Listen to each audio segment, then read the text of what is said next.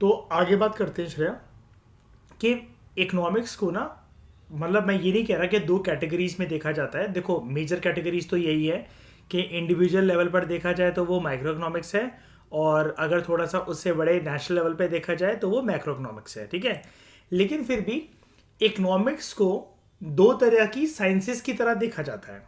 ठीक है, अगर आप बात करोगे, जैसा कि हम बात कर रहे थे कि इकोनॉमी एक सोशल साइंस एक तरीके से, तो उसके अंदर भी दो तरीके के पर्सपेक्टिव हैं शायद इकोनॉमिक्स को देखने के। एक कहा जाता है ऐसा इकोनॉमिक्स के द्वारा कि इकोनॉमिक्स जो है वो एक पॉजिटिव साइंस है। जब हम लोग बात करते हैं कि इकोनॉमिक्स एक पॉजिटिव साइंस है तो वो पॉजिटिव इकोनॉमिक्स कहलाती है। और दूसरे तौर पर इकोनॉमिक्स जो है वो एक नॉर्मेटिव साइंस है, तब हम इकोनॉमिक्स को बोलते हैं कि वो एक नॉर्मेटिव इकोनॉमिक्स है। ओके, अब समझते हैं इसका मतलब क्या। ध्यान से देखना चाहिए, ध्यान से समझना इसको। आपको बहुत सारे पर्सपेक्टिव मिलेंगे यहाँ से, मतलब अगर आप इसको समझ गए ना तो आप बहुत सारी थ्योरीज खुद की भी क्रिएट कर सकते हो। मतलब काइंड ऑफ अप्लाई कर सकते हो बहुत सारी चीज़ों को अलग अलग जगह पर। आपके पास एग्जाम्पल बहुत भरमार तरीके से आ जाएंगे सिर्फ इन दो छोटे छोटे प्यारे कंसेप्ट को समझकर। ठीक है, मैं शुरुआत करता हूँ economics as a positive science से।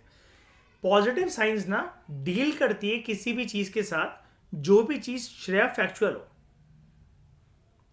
I again repeat, positive science किसी भी ऐसी चीज के साथ डील करती है श्रेया, कोई भी चीज जो कि फैक्चुअल हो। फैक्चुअल चीजें कभी भी चेंज होती है श्रेया, मतलब आप और मैं उसको अपनी थिंकिंग से मेरे को ऐसा लगता है, मैं ऐसा सोचता हूं, मैं ऐसा सोचती हूं, आप और मैं इस तरह की बातें करके उसको चेंज कर सकते हैं किसी भी फैक्चुअल चीज को? नहीं ना। हमें फैक्चुअल चीज को ऐसे ही लेना पड़ेगा, the thing as they are, right, जैसा वो है। राइट, तो देखो, positive science deals with economics, positive science deals with the facts as they are, जैसे वो हैं उनको वैसे ही आपको एक्सेप्ट करना पड़ेगा। आप यहां पर किसी भी प्रकार का किंतु परंतु नहीं कर सकते। जब हम लोग बात करते हैं कि इकोनॉमिक्स एक पॉजिटिव साइंस की तरह बिहेव कर रही है श्रेया, तो वी आर टेलिंग दैट हम लोग इकोनॉमिक्स के अंदर फैक्ट्स और एक्चुअल डेटा की तरफ नजर मार रहे हैं। मतलब एक घटनाक्रम इकोनॉमी का एक साल पहले हुआ था श्रेया, और उसका जो भी डेटा पब्लिश हो गया, फॉर एग्जांपल ऐसा जो एक साल पहले घटनाक्रम हुआ होता है और उसका सारा का सारा डेटा पब्लिश हो जाता है डॉक्यूमेंट के अंदर। Shreya, what do we call that document? क्या बोलते हैं उस डॉक्यूमेंट को? शाबाश, इकोनॉमिक सर्वे। प्रीवियस एक एनुअल ईयर का, एनुअल फाइनेंशियल ईयर का, वो हमें एक पूरे का पूरा घटनाक्रम दिखाता है इकोनॉमी का, हमारी अर्थव्यवस्था कैसे चली, क्या चली, है ना। हम वहां पर अपने मन से कोई बातों को चेंज कर सकते हैं? नहीं नहीं, ऐसा नहीं, ऐसा हुआ होगा। जो एक्चुअल डेटा है, जो फैक्ट्स है, वो तो वैसे ही हो गए ना, हमारे सामने उसके बाद पेश करे जा रहे हैं। तो positive economics simply answer the question what, why and how about the actual phenomena, about the actual occurrence. जैसा हुआ है वैसे ही चीजों को लेना आपको। क्या हुआ था, क्यों हुआ था, और कैसे हुआ, what, why and how. And it does not give, very important Shreya, it does not give value judgement. आप यहां पर आपका खुद का दिमाग लगाकर कुछ नहीं बोल सकते हो, खुद की बातें लगाकर कुछ चार बातें नहीं बना सकते हो। जैसा हुआ है चीजों को आपको वैसे ही एक्सेप्ट करना पड़ेगा, because you are dealing with facts. आपके अकॉर्डिंग अकबर जो है उसने सेकंड पानीपत का युद्ध 1700 साल में लड़ा आपके लगने से हो जाएगा, चेंज हो जाएगा ये वाला फैक्ट? कि मेरे के 1526, मुझे तो नहीं लगता ऐसा लड़ा गया होगा। तो एक बार बताओ, आपको लगने या लगने से क्या होता है कि मैं आपके अकॉर्डिंग नहीं, मुझे तो नहीं लगता ऐसा कि यार ये इस टाइम पर ये लड़ा गया होगा। बैटल्स ऑफ पानीपत या कोई कोई भी जो घटनाक्रम है, कोई भी जो इवेंट है, ठीक है, फर्स्ट बैटल ऑफ पानीपत है ना, कुछ भी है, एक्स वाई जेड कोई सी भी चीज है, तो it remains strictly neutral with regards two ends, AIIMS and objectives. मतलब यहां पर आपको एक न्यूट्रल पर्सपेक्टिव से बिहेव करना पड़ता है, because you are dealing with facts. आपको अच्छे लग रहे हैं तब भी वो फैक्ट वैसे ही रहेगा, आपको बुरे लग रहे हैं तब भी वो फैक्ट वैसे ही रहेगा। तो it remains strictly neutral with regard two ends. Ends क्या होता है? AIIMS and objectives. मतलब अब आपको जो भी एम करना है, जो भी आपका एम था, जिस भी आप एंड तक पहुंच गए, ठीक है। देखो दो चीजें होती हैं, आपको पता है ना, जब भी हम किसी भी साइंस की बात करते हैं, किसी भी चीज की बात करते हैं, एक होता है मीन्स, एक होता है एंड्स। मीन्स मतलब आपका रास्ता श्रेया आपको कहां लेकर जा रहा था, कहां लेकर जा रहा था, कहां लेकर जा रहा था, और ये आपका गोल था। क्या आप अपने गोल पर वैसे ही पहुंच सके हो जैसा आप पहुंचना चाह रहे थे, या फिर ऐसा नहीं हो पाया? यही तो चीज होती है ना। हम लोग बहुत सारी चीजें करते हैं लाइफ में, बहुत सारी चीजों का प्रयास करते हैं, वो हमारे मीन्स हैं श्रेया। हमारी यूपीएससी की प्रिपरेशन हमारा मीन्स है, हमारा एंड है लवासना, हमारी डिजायर्ड सर्विस, हमारा फाइनल पीडीएफ में नाम, राइट? तो it remains strictly neutral with regard two ends. देख रहे हो, आपको यहां पर न्यूट्रल रहना पड़ेगा। जो भी एम्स एंड ऑब्जेक्टिव्स आपके थे, हो इकोनॉमिक्स मतलब इकोनॉमी के जो आपके एम्स एंड ऑब्जेक्टिव थे, हो सकता है वो फुलफिल हो गए, हो सकता है वो फुलफिल ना हुए हो, उसमें क्या कर लोगे? अब आपको दिमाग में आया होगा कि सर जरा इसका एग्जांपल देके मुझे क्लियर करो कि इकोनॉमी के अंदर एंड्स का, ये एम्स एंड ऑब्जेक्टिव्स का क्या मतलब है, और मैं न्यूट्रल कैसे रह सकती हूँ उसको लेकर। बता देता हूं। आप ना यूनियन फाइनेंस मिनिस्टर हो मान लो, ठीक है? तो यहां पर क्या है, आपको न्यूट्रल रहना पड़ेगा। ओके, आप चीज़ों को चेंज नहीं कर सकते, हेरा फेरी नहीं कर सकते। हाँ, मैं आपको एक एग्जांपल दे रहा था श्रेया, मान लो आप एक यूनियन फाइनेंस मिनिस्टर हो। ओके, यूनियन फाइनेंस मिनिस्टर होते हुए आपने ये डिसाइड करा पूरे के पूरे पीएम और सारे के सारे मंत्रिमंडल के साथ, यू हैव डिसाइडेड कि हमारे देश की जीडीपी 2023 के लास्ट क्वार्टर में, अभी जैसे श्रेया हम लोग बस लास्ट क्वार्टर में ही बैठे हुए हैं काइंड ऑफ, है ना? शुरुआत हो गई है लास्ट क्वार्टर की, अक्टूबर नवंबर दिसंबर, है ना? टोटल जीडीपी साल की आपने बोला कि 10% रहेगी। जब इकोनॉमिक सर्वे रिलीज हुआ, या कोई भी एक रेलेवेंट डेटा जब रिलीज हुआ जिसमें जीडीपी के आंकड़े जब पब्लिश हुए, उसके अंदर यह बोला गया कि इंडिया की प्रोजेक्टेड जीडीपी फ्रॉम 2023 टू 2024 जो रही है एक साल की, वो रही है, आपने कितना बोला था 10%, लेकिन वो रही है 9.2%, यानी कि 0.8% की कमी रही है ना? जितना आप सोच रहे थे उतना अचीव नहीं कर पाए इकोनॉमिक ग्रोथ को। मतलब वो सिर्फ आप नहीं कर पाए कहने का मतलब ये नहीं है, लेकिन देश नहीं कर पाया। अब आप ये नहीं कह सकते ना, नहीं मेरे हिसाब से मुझे लगता है 10% ही होगी। आपके हिसाब से लगने से क्या होता है? जब वो नहीं है तो नहीं है 10%। तो ये चीजें क्या है, आपको न्यूट्रल डील करना पड़ेगा ना। इस जो भी आपने एम्स एंड ऑब्जेक्टिव सोचा था, जहां पर भी आप एंड पे पहुंचे, जो आपके सामने रिजल्ट आया, एंड यही हुआ ना। आपका जो गोल था उतना परसेंट था, लेकिन आप नहीं पहुंच पाए वहां तक, तो वो आपको उस चीज के साथ एक न्यूट्रल तरीके से डील करना पड़ेगा ना। आपके रोने चिल्लाने गाने से 10% हो जाएगी जीडीपी? नहीं। तो ये आपकी जवाबदेही है ना कि मीडिया के सामने आप कैसे एड्रेस करोगे, क्या बोलोगे कि 0.8% की कमी कहां रह गई, है ना? और पॉलिटिशियंस क्या बोलते हैं, अरे 10% तो हो जाती, वो 0.8%, वो तो ऑपोजिशन वालों ने धरना प्रदर्शन करा था ना, हमें काम नहीं करने दिया था इस वजह से। वरना तो 11% है अगर आप जोड़ो तो। तो it describes what was, what is और what will be under given conditions. ठीक है, that is it deals with the keyword, देखना, realise situation, justifiable by facts.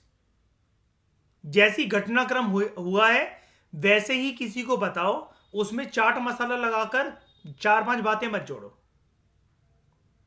ठीक है?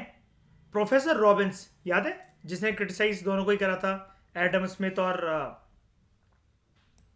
मैंने आपको पढ़ाया था पूरा, कहां गए, एडम स्मिथ और एल्फ्रेड मार्शल दोनों को क्रिटिसाइज करा था रॉबिन्स।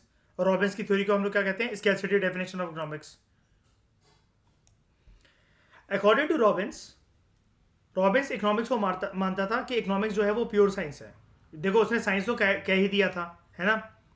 वो ये कहता था कि इकोनॉमिक्स एक प्योर साइंस है, पॉजिटिव साइंस है। तो एग्जांपल क्या है पॉजिटिव साइंस के? Example, a rise in the price of a commodity leads to fall in its quantity demanded. जैसे किसी कमोडिटी का प्राइस बढ़ा तो उसकी डिमांड जो गिर गई।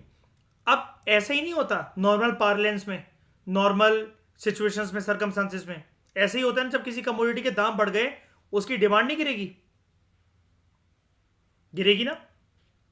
अच्छा, डिमांड गिरेगी श्रेया, ये भी एक फैक्टर पे डिपेंड करता है, हम आगे चलकर पढ़ाऊंगा कि सामने ना आपके पास ऑल्टरनेटिव चॉइसेस क्या क्या अवेलेबल है। जैसे मैं आपको बताता हूं, हम लोग आगे चलकर एक चैप्टर में पढ़ेंगे इसी माइक्रो इकोनॉमिक्स में। सपोज हमारी इकोनॉमी एक टू गुड इकोनॉमी है, मतलब सिर्फ 2 ही गुड प्रोड्यूस होते हैं वहां पर, मान लो, ठीक है?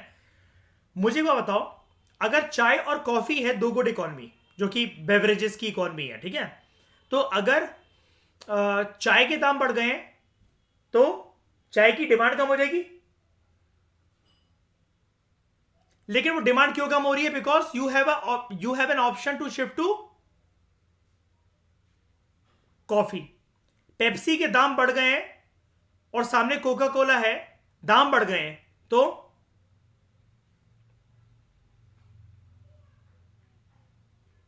हाँ मतलब अरे वाह ये नए थम्स अप स्प्राइट आप सामने ले आए, ठीक है, मतलब उसके उसकी तरफ शिफ्ट कर गए। अच्छा, अब मैं आपको एक एग्जांपल देता हूं, ध्यान से समझना। पेप्सी के रेट कम हो गए हैं, अब क्या करेगा पर्सन?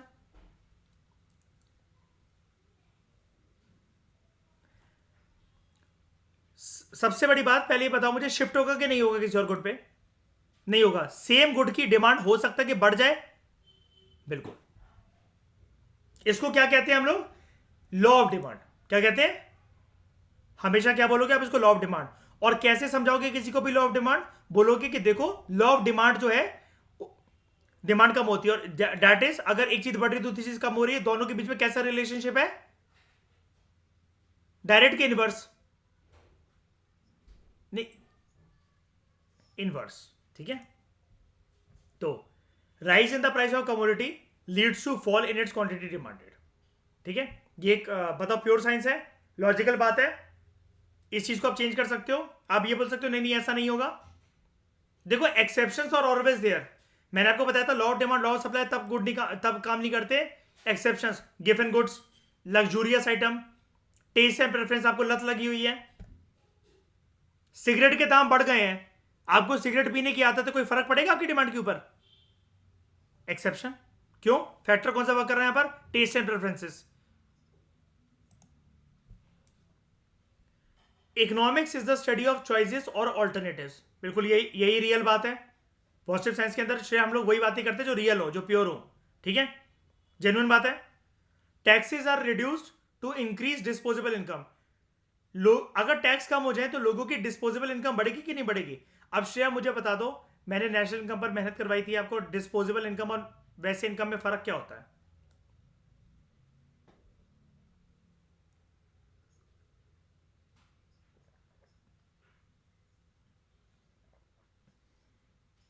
शाबाश यार, बहुत बढ़िया, जीवन सफल हो गया मेरा।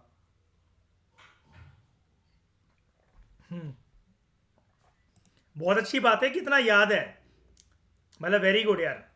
आई एम वेरी हैप्पी कि ये बात उसकी नहीं है कि आप इसका आंसर दे रहे हो सही सही मुझे, बात यार उस चीज़ की है कि यार एक इनकम के आगे प्रीफिक्स लगाकर डिस्पोजेबल को आप समझा रहे हो और आपको एक कंसेप्चुअल क्लैरिटी है, तो यानी कि आप प्रीलिम्स में ये दम रखते हो कि चील की निगाह से आप देखोगे उन क्वेश्चंस को, उन स्टेटमेंट्स को, क्योंकि इस बारी और क्या कहते हैं एलिमिनेशन नहीं आने वाले हैं। श्रेया से ये पूछा जाएगा बताओ तीन ठीक है कि चार ठीक है बेटा?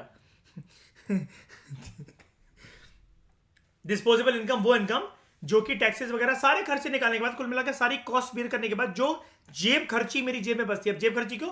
वो मेरी जेब में, तो उससे मैं अपना एक्सपेंडिचर कर सकता हूँ, पूरे महीने का राशन चला सकता हूँ, बच्चों की स्कूल की फीस दे सकता हूँ, बिजली का बिल, पानी का बिल, पेट्रोल भरवाना, 100 तरीके के जो भी काम होते हैं, ठीक है। अच्छा मुझे क्या बताओ, is my income equal to profit? मैं भी एक लेक्चर में शाइनी से बात भी कर रहा था इसके बारे में, तो आपको क्या लगता है Shreya, is my income equal to profit?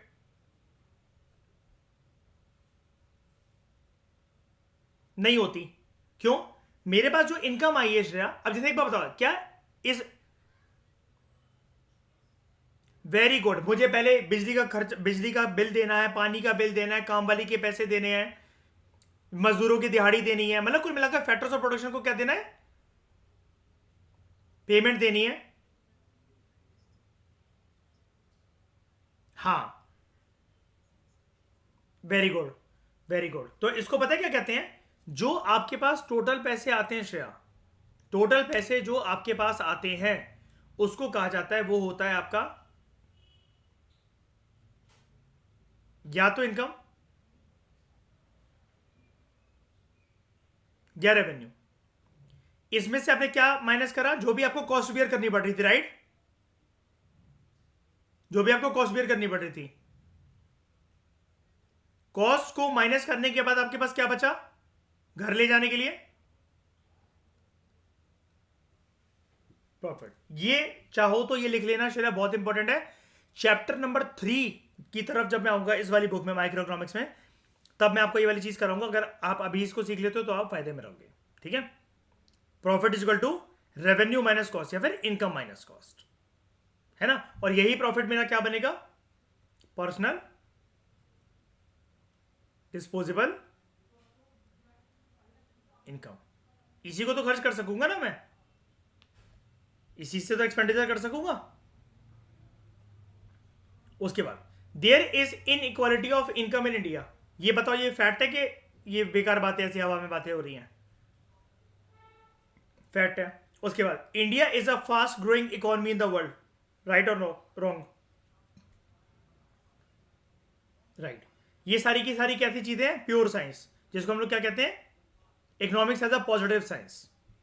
It deals with facts as they are. ये फैक्ट्स और एक्चुअल डेटा के ऊपर बेस्ड है। आपको न्यूट्रल तरीके से सारे के सारे जो एंड्स हैं, जो रिजल्ट आए, उसको एक्सेप्ट करना है। रियल लाइफ सिचुएशन की यहां पर बात होती है which is justifiable by facts. और ये किसने कहा था कि इकोनॉमिक्स एक पॉजिटिव साइंस है?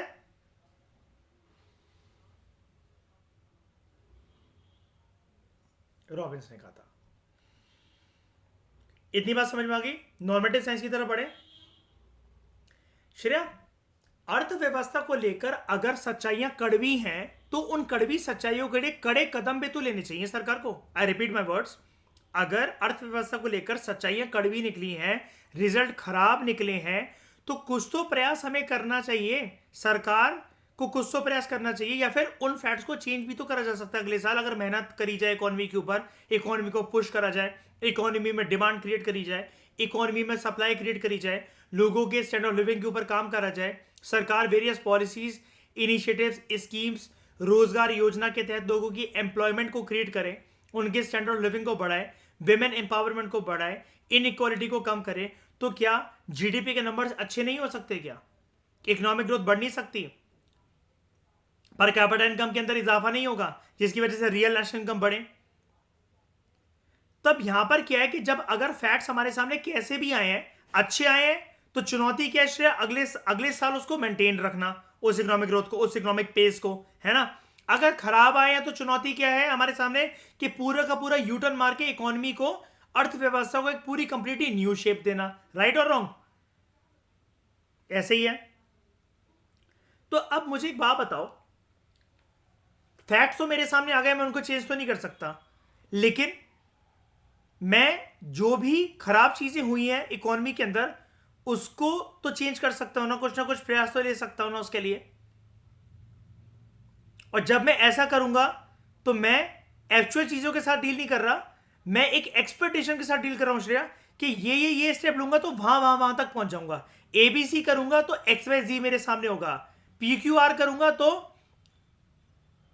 ABC मेरे सामने होगा result.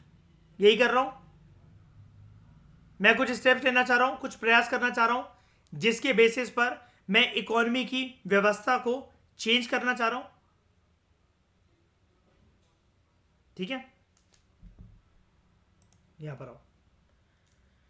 Economics as a normative science, normative economics. Economics as a normative science ये डील करती है सिचुएशन के साथ, जैसी वो हुई है वैसी नहीं श्रेया, जैसी वो होनी चाहिए, एज इट शुड बी। यहां पर एक वैल्यू जजमेंट इन्वॉल्व होती है, and it states what ought to be, क्या होना चाहिए। ये किसके ऊपर बेस्ड है? Opinions, values, judgement. ये तीनों चीजें फैक्चुअल होती हैं। ओपिनियन फैक्ट होते हैं। आप मुझसे को मैं सोचती हूं, वो फैक्ट हो जाएगा।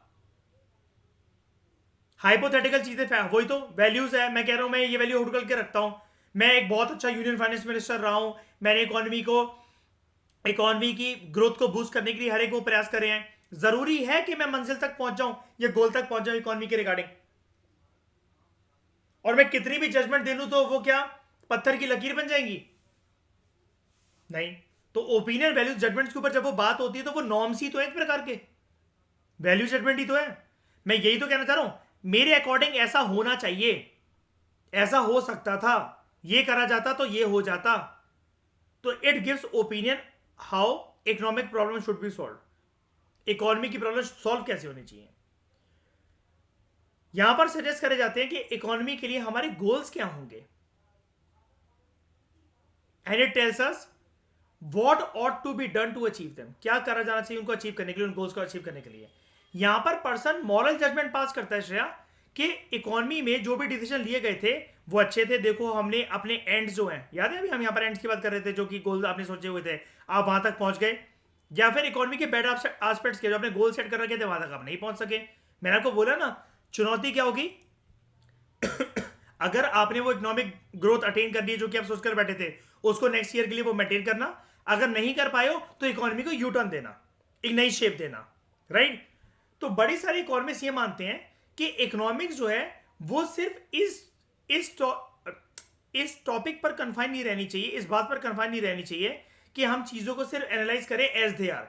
अरे भाई वास्तविकता तो है ही कठोर, वो है ही एक तरीके से बहुत ज्यादा चुभने वाली, but help the people to raise the standard of living by making best use of limited resources. अब ये कैसे होगा? डिसीजन मेकिंग के साथ। और डिसीजन मेकिंग श्रेया एक दिन की बात थोड़ी ना होती है। डिसीजन मेकिंग के अंदर कोई श्योर शॉट तीर थोड़ी ना होता है, पत्थर की लकीर थोड़ी ना होती है कि जो आपने सोच रखा है, जो आपने प्रयास करे थे। भाई कौन सी ऐसी कंट्री जो कि ये चाहती है कि उसकी इकोनॉमी जो चरमरा जाए? हर एक कंट्री अपने अपने तरीके से प्रयास कर रही है। कुछ कुछ कंट्रीज के लिए उनके इकोनॉमिक डिसीजंस उनके काम आ रहे हैं उनकी इकोनॉमिक ग्रोथ को बूस्ट करने के लिए, बाकी कंट्रीज के नहीं आ रहे हैं। तो कुछ जो इकोनॉमिस्ट हैं like Alfred Marshall and Pigou, they regard economics as a normative science. अब नॉर्मेटिव साइंस के एग्जांपल क्या होते हैं? देखना यहां पर एक एक्सपेक्टेशन की बात होती है, यहां पर ना एक स्टेप्स की बात होती है कि ऐसा ऐसा करा जाएगा तो वैसा वैसा हो जाएगा। अ rise in price of wheat will hit the poor heart.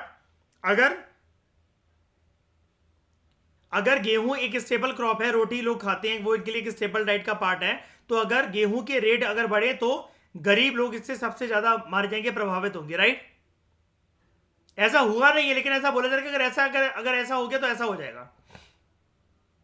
सरकार को बेरोजगारी कम करने के लिए प्रयास करने चाहिए, अभी करे नहीं है, करने चाहिए। Minimum wages should be provided to labour to meet their basic needs, should be, and India should create more opportunities of employment, and India should target faster growth rate. अब यहां पर क्या है? अगर ऐसा हुआ तो ऐसा हो जाएगा, it will do this thing. यहां पर ऐसा करना चाहिए, ऐसा होना चाहिए, हाँ, this should be done, that should be done, should will. ऐसा हुआ तो ऐसा हो जाएगा और ऐसा करा जाना चाहिए था, हुआ कुछ भी नहीं है। This is not fact, this is expectation, this is protection, this is opinion, this is value judgement, this is passing moral judgement, this is about dealing with right और रॉन्ग डिसीजंस। समझ में आया अच्छे से? आज के बाद किसी भी चीज को बता पाओगे? जैसे अगर हम विजन आईएएस के करंट अफेयर पढ़ते हैं श्रेया, चलो एक एक्सरसाइज करवाता हूं, ठीक है? आप मुझे बताना, आपके सामने देखो बिल्कुल ब्लैंक चीज एक खोल रहा हूं मैं, आप मुझे बताना, ठीक है? हम यहां पर चलते हैं विजन आईएएस के, एक लेटेस्ट करंट अफेयर की मैगजीन निकालते हैं, उसके अंदर इकोनॉमी का लेटेस्ट टॉपिक निकालते हैं कोई भी। क्या हो गया ये?